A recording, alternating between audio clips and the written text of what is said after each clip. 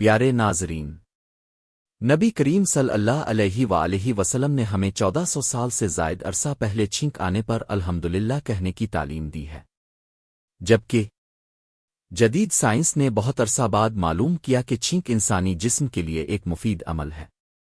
آئیے Islamic info کی تحقیق اس بارے کیا کہتی ہے۔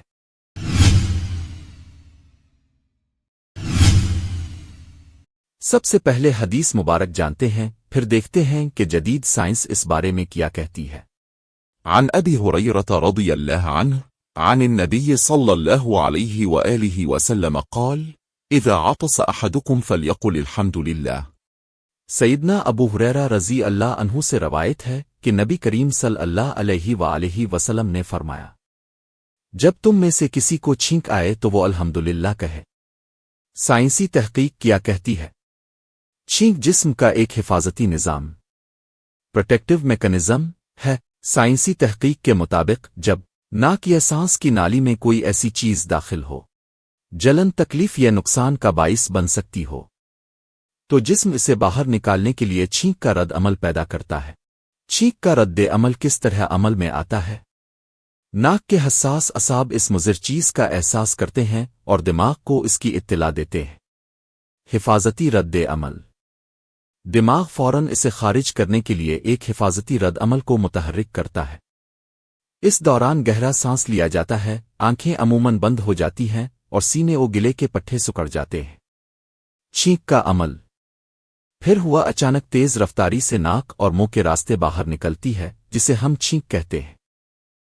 بعض تحقیقات کے مطابق چھینک کے دوران خارج ہونے والی ہوا کی رفتار اوسطاً 70 کلومیٹر فی گھنٹہ تک ہو سکتی ہے۔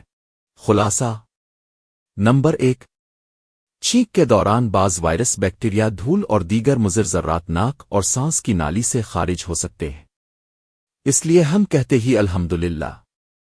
نمبر 2، چھینک ایک اعصابی رد عمل ہے جو اس بات کی نشاندہی کرتا ہے کہ اس عمل سے متعلق اعصاب اور دماغی راستے کام کر رہے ہیں، اس لیے ہم کہتے ہیں الحمدللہ۔ نمبر 3، چھینک کے دوران ہماری آنکھیں بند ہوتی ہیں، چہرے کے پٹھے سکڑتے ہیں، جسم میں اچانک ایک رد عمل پیدا ہوتا ہے، پھر چند لمحوں بعد سب کچھ معمول پر آ جاتا ہے، اس لیے ہم کہتے ہیں الحمدللہ۔ نمبر 4، عمومی طور پر چھینک کے بعد انسان ہلکا اور تازہ دم محسوس کرتا ہے۔ یہ کیفیت بھی اللہ تعالیٰ کی ایک نعمت ہے، اس لیے ہم کہتے ہیں الحمدللہ۔ آخری پیغام، پیارے ناظرین، اللہ تعالیٰ نے ہمیں ایک مکمل دین عطا فرمایا ہے، اس لیے چھینک آنے پر الحمدللہ کہنا نہ بھولیں۔ اگر یہ ویڈیو آپ کو مفید لگی ہو تو اسے اپنے دوستوں کے ساتھ ضرور شیئر کریں اور مزید اسلامی معلومات کے لیے چینل کو سبسکرائب کر لیں۔